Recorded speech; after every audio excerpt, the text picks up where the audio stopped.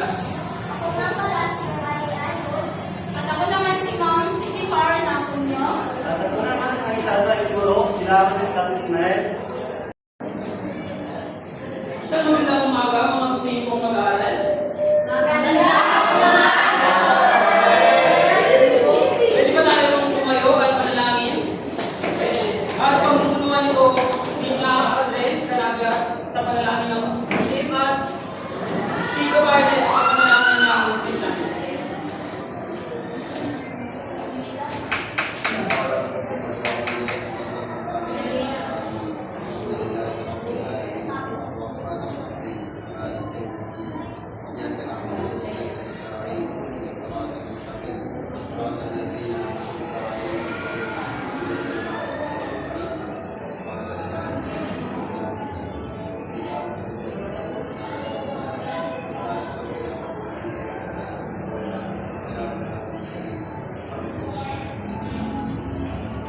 Pwede ko punta sa gitna.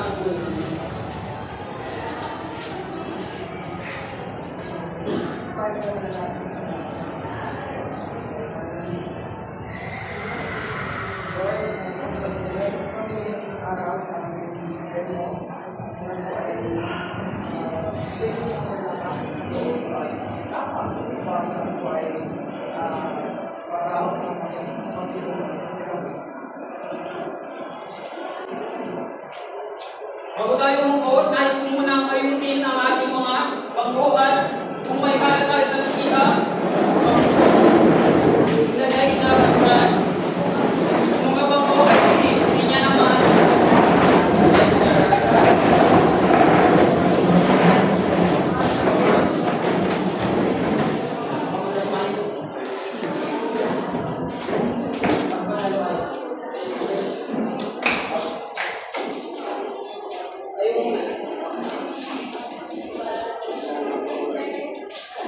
Okay na? Ay, ang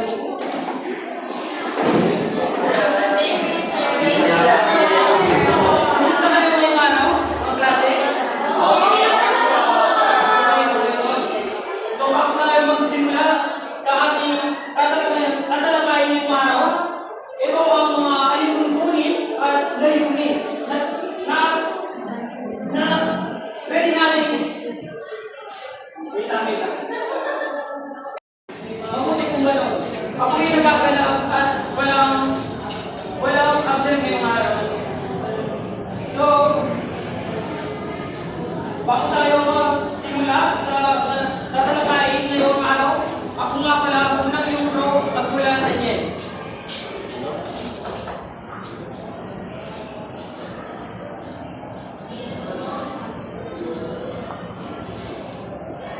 Okay, so magandang umaga sa inyo mga bata. Okay,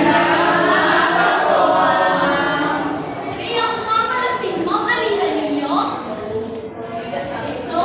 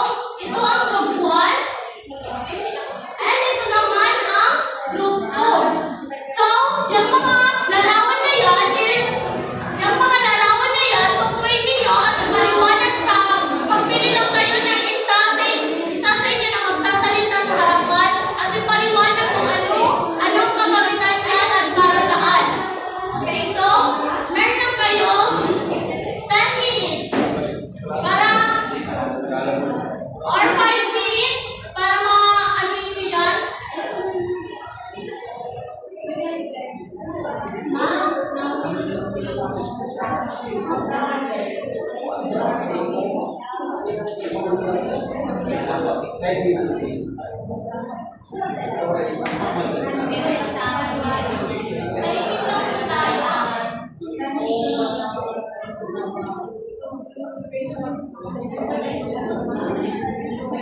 kayong magpulong-pulong. Pwede kayong magpuan. Para makapaliwanag kayo ng mabuti at makapag-isip. Magbigay kayo ng mga idea. Di ba nila masasabi yan ha? Okay?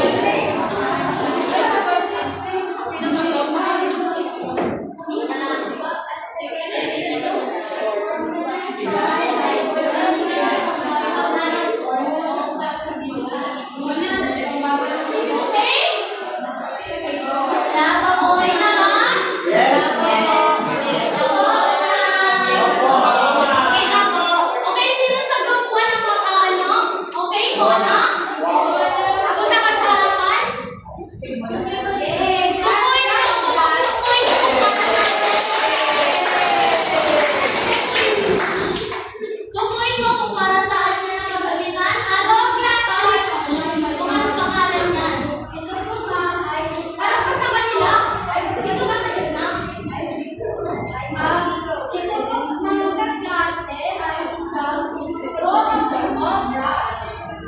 Tama.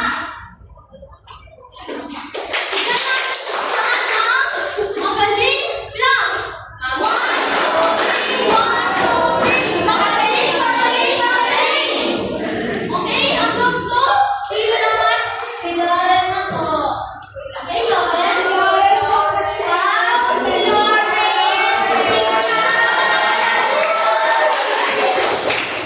Ang nasa larawan ko ay kasama ang puso.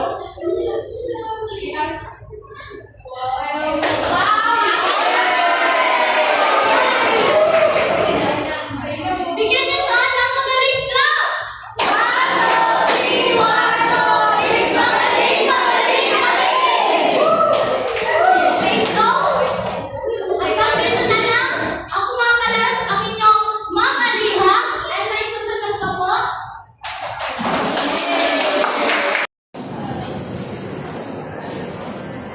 Magandang umaga mga bata. Ngayon ay papaliwanag ko kung ano yung pinatukoy ni Ma'am Maria sa inyo kanina. Ang unang pinatukoy na ay walis. Ang walis ito ay karaniwang ginagamit natin sa ating mga tahanan.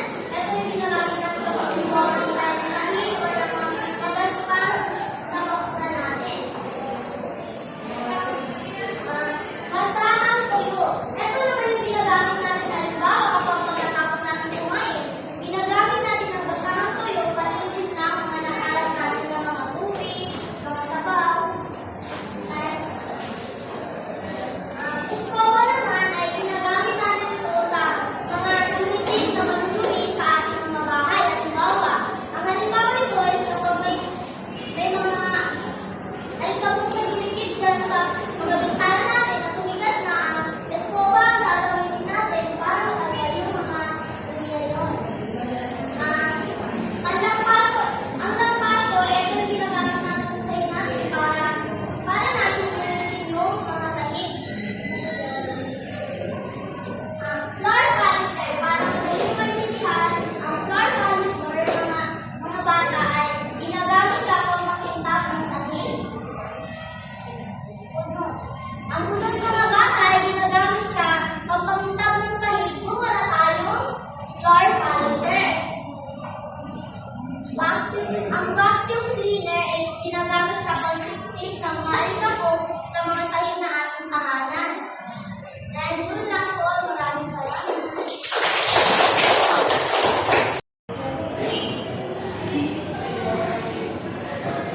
Sa mga pagpapalang umaga sa inyong mga bata.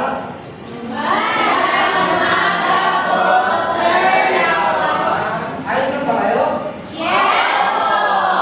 Sumisi na kayo kung ayos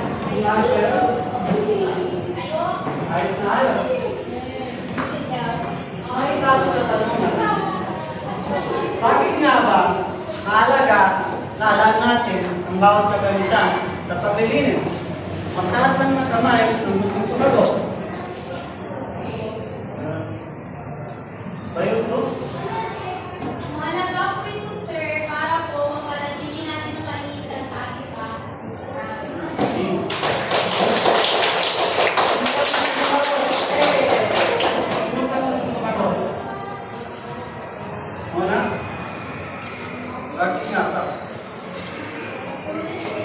Bakit nga ba na alam natin ang bawat kagamitan sa paglilinis? Mahalaga po, sir, na alam natin kung ano yung mga kailangan sa paglilinis para alam po natin kung ano yung gagamitin natin ang paglilinis. Magaling! Tama! Bakit mahalaga na alam natin ang gamit ng bawat kagamitan sa paglilinis? Una, sa pamamagitan ng pag-alam na gamit ng bawat kagamitan sa paglilinis, nagiging mas epektibo natin paglilinis, naiiwasan natin ng mga aksidente, nakakatipid sa pera, nakapangalagaan ng kalusugan at nagiging mas mabilis, madali ang paglilinis. Kapag alam natin mga kagamitan sa paglilinis, sa napapadali paglilinis natin, mas epektibo. Lalo na kapag nungkusan tayo ng ating mga magulang, hindi na kayo nahihirapan na paano ba mag-isis sa ating bahay. At lalo na, mas nakakatipid tayo sa pera kasi hindi tayo bili ng bili, may paraan tayo na mas nakatipid natin pera natin sa paglilinis. At sa pamamalagaan natin ng ating kalusugan, naiiwasan yung mga sakit na maaaring tulong ng ating kalusugan. Ang pangalawa, ang pagiging pamilya sa gamit ng bawat kagamitan sa paglilinis ay nagbibigay dahan na dati upang malinisan ang maglinis at mas epektibo. Yun na, kapag pamilya tayo, nagamit na bawat gamit ng paglilinis, nagbibigay ng paraan sa atin para maiwasan natin yung mga bagay-bagay na nakakasama sa atin o nakakapangit sa imahe ng ating tahanan. At lalo na naging epektibo ng ating paglilinis. Ano maiwasan natin yung mga potential ng mga aksidente? Lalo na yung matataga dahil sa dumi o di kaya mga kagamitan na maaaring makapapek sa atin.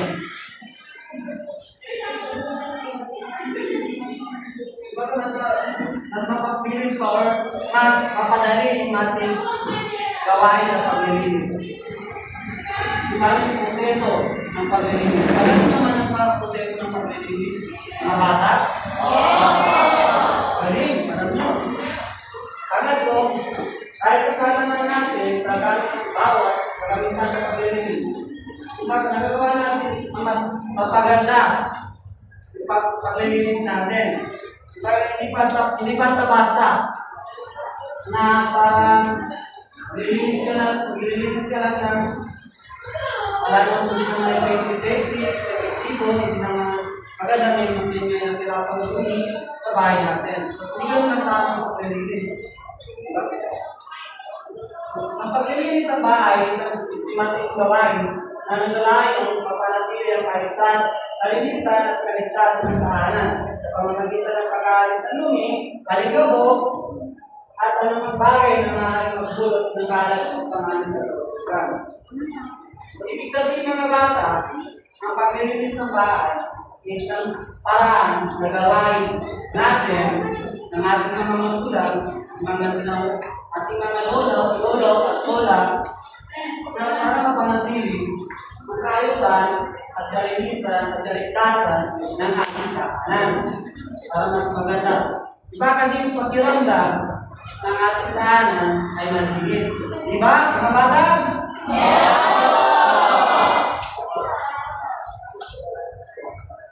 Ay iwasan natin yung maaaring dahilan o rason ng kalat o di kaya panganib sa ating kalusugan na panatili natin na nalinis kalusugan natin at iwasan natin anumang sakit o dulot ng sakit dahil sa kapabayaan na hindi paglilinis sa bahay. Talino ba? Yes!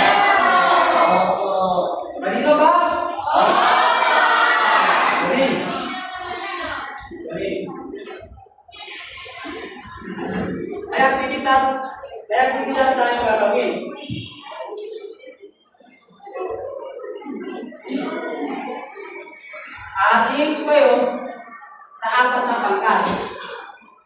Isa.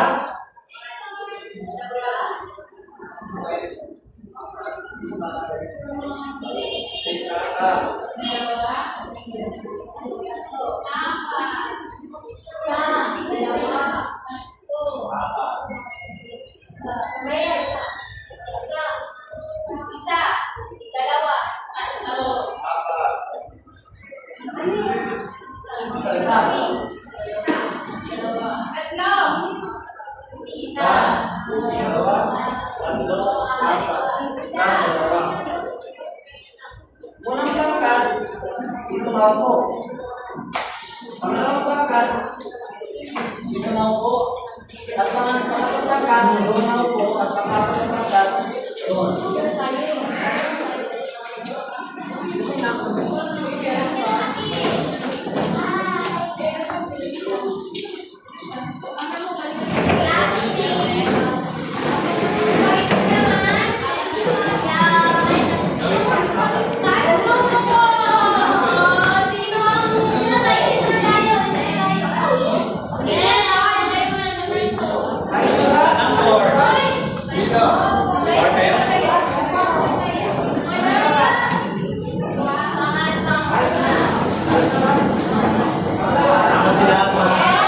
Pangatlo. Ayos na ba?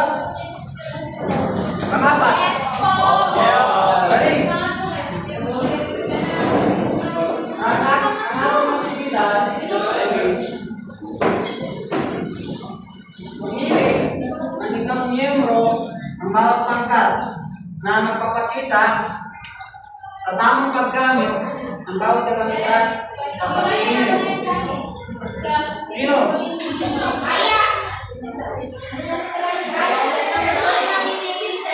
Kapag napili na kayo ng isang miyembro na magpapakita ang tamang paggamit sa kagamitan na napili ng bawat pangkat.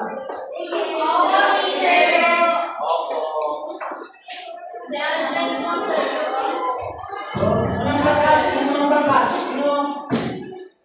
Sino lang nyo? Pangalawang pangkat.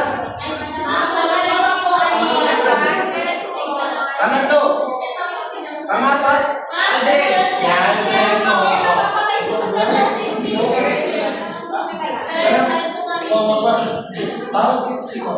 Hindi kayo sa mga kagamitan.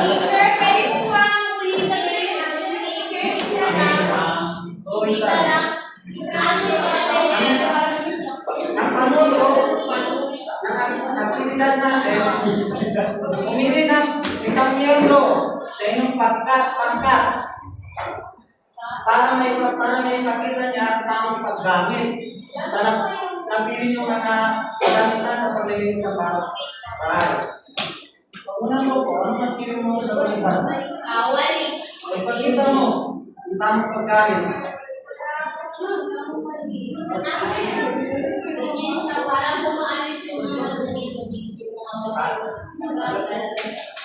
Dahil palagpakan.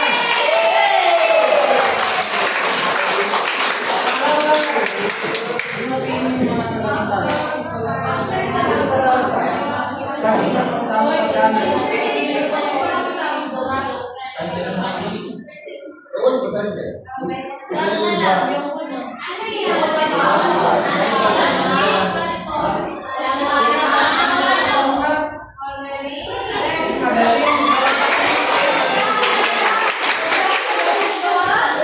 Pangatlong pangkat.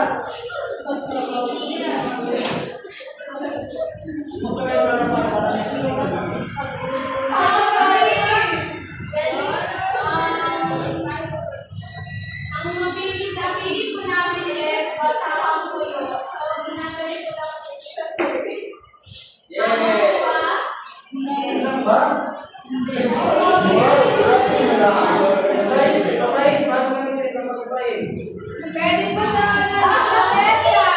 Pwede po siya sa mesa, sa mga pader, sa floor. Magaling! Pangapat na pangkat.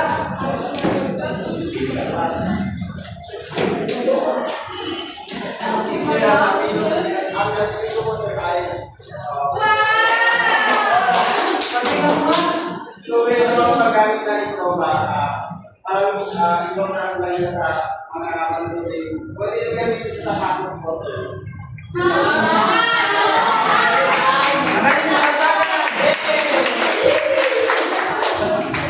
Kayo, lahat naman kayo ay alam na mga kagamitan sa pag-inis. Palagpagan na natin sarili.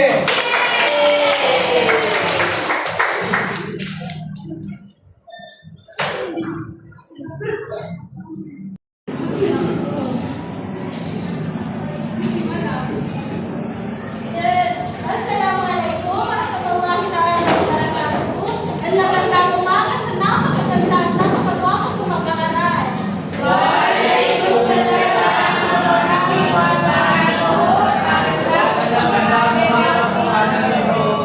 Okay? Maraming salamat sa inyong napakagandang mga lesson.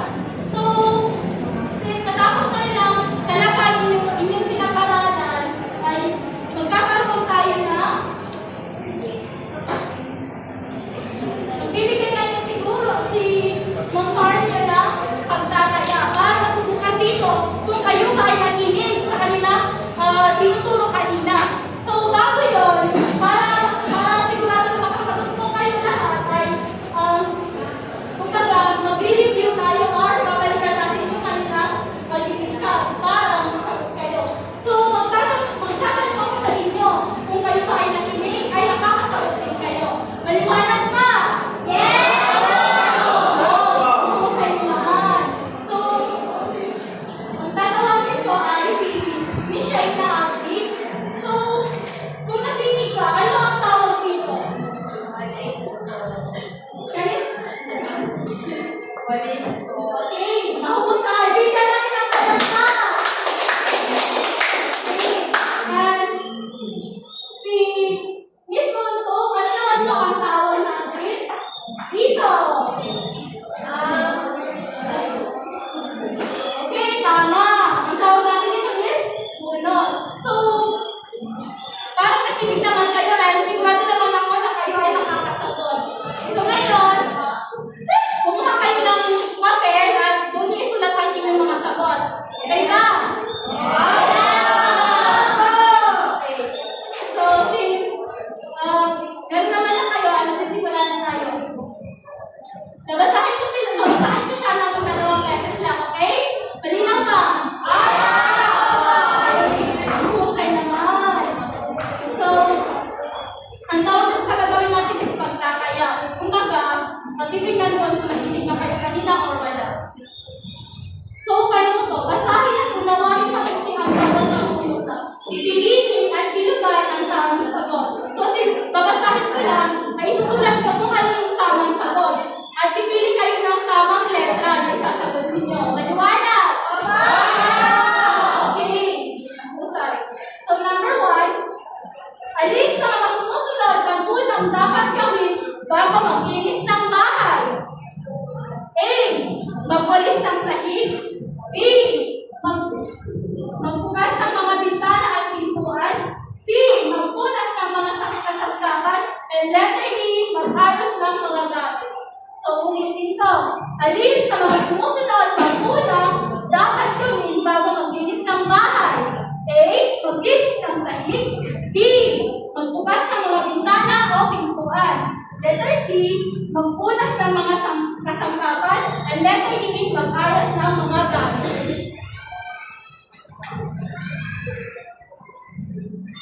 Okay, number 2. Ano ang pinakamabisang gamit sa paglinis ng mga salamin? A. Sabon at tubig. B. Pamputi. C. Pampunas ng salamin o tuyong tela.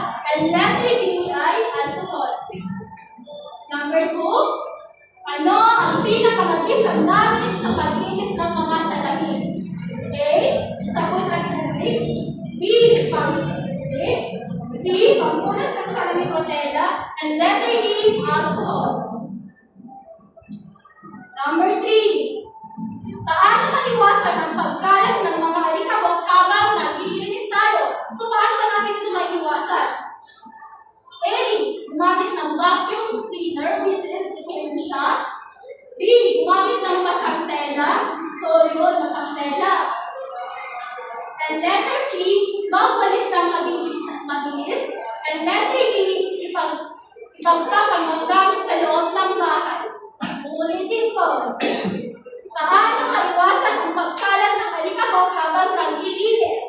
A. Gumamit ng vacuum cleaner. B. Gumamit ng masang tela. Letter C. Magwalis na malinis. And letter D. Ipagpag ang mga gamit sa loob ng bahay. Number 4. Alin sa mga sumusunod ang dapat gawin upang mapanatiling malinis ang banyo o ating palikuran? Letter A. Linisin lamang kapag marumi na. And letter B. Hugasan ng lababo at toilet bowl araw-araw. Letter C. Hayaan ang tubig na tumulo. And letter D. Maglagay ng maraming dekorasyon. Number 5. Ano ang layunin ng baking soda sa paglilinis? A. Pampabango. B. Pangtanggal ng mancha o amoy. C. Paglinis ng sahig. And letter D. Paglinis ng kalawan. Okay, ulitin ko. Number 5. Ano ang layunin ng baking soda sa paglilinis? Ano ba yung layunin nito? A. Pampabango. Letter B. Pangtanggal ng mancha o amoy. And letter C. Paglinis ng sahig. And the last, letter D. Paglinis ng kalawa. Number 6. Alin sa mga sumusunod ang dapat gawin pagkatapos maglinis ng bahay? So, alin ba ito sa mga sumusunod na to? A.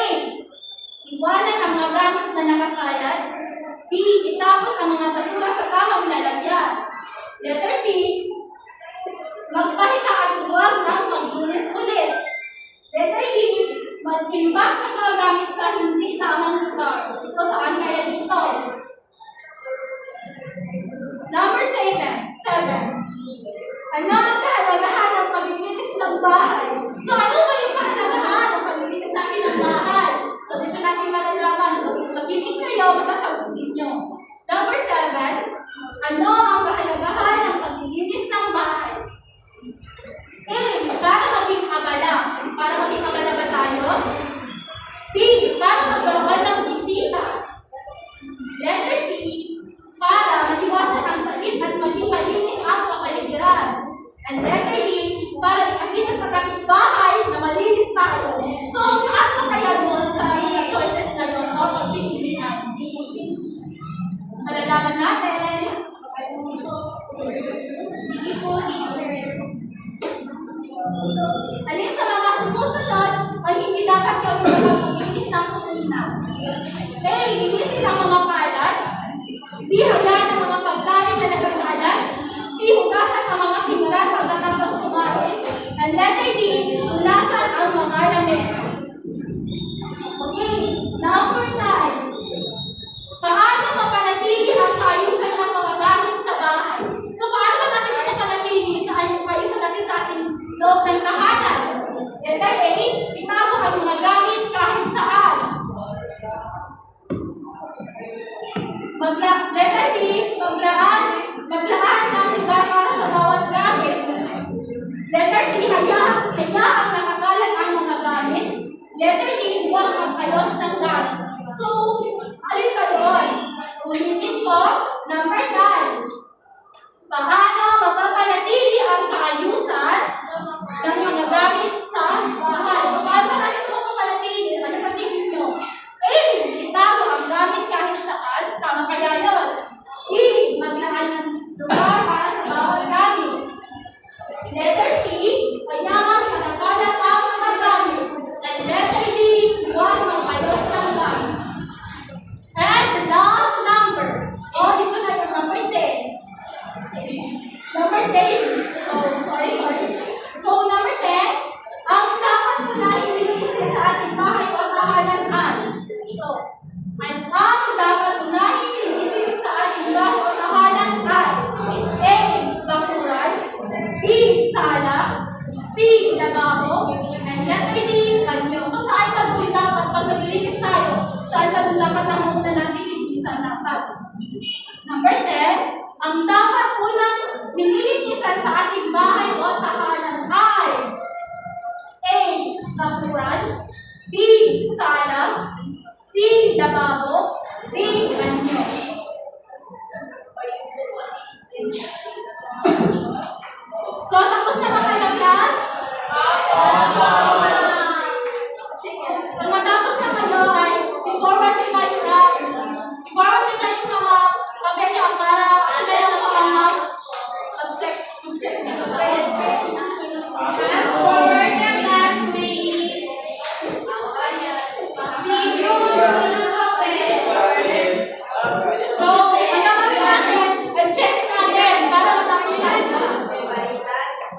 Ang balikan tayo. Apa isang pera mo? May pera ka. So, parang tingin ko, naman ang mga ating mag-aaral, si teacher na lang ang mag-check nito. So, maasahan ko na meron kang mahalagang natutunan sa ating alaman. Napakahalaga ng napakahalaga ng ating pinag-aaral. Kahit bago tayo magsiuwi, meron akong tagtakalalin sa inyo. So, paano to? Isulat sa malinis na papel, magbigay ng isa o dalawang bagay na panlinis ng bahay na makikita ninyo sa inyong tahanan o inyong bahay. So, sa susunod na pagkikita natin, ay ipapasa ninyo ang inyong tagtakalalin. May linaw pa?